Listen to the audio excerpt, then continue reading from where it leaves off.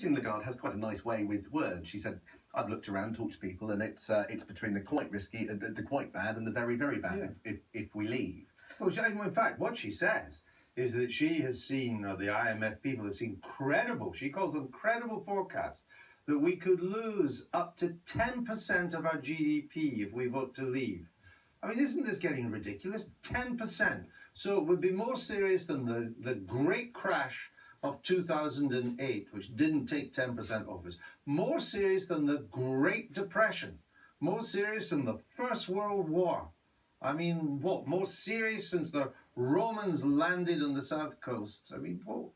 10% of GDP. And that is certainly a lot more than quite a lot of the other comparative forecasts that we've had. There doesn't seem to be an IMF forecast, it's a forecast. No, she said she looked at what she called credible forecasts that range from 1.5 to 9.5. But we don't know quite who the 9.5 is yet, which is quite key.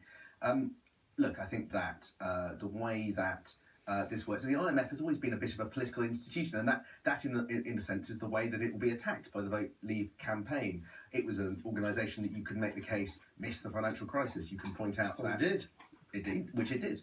You can point out that it was asking for Britain to change course just at the point where the economy was recovering, and arguably it didn't need to. So which it did. So you can make a perfectly good case as its track record is checkered.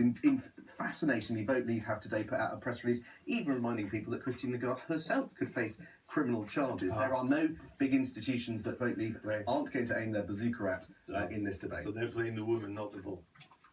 All right, we shall see.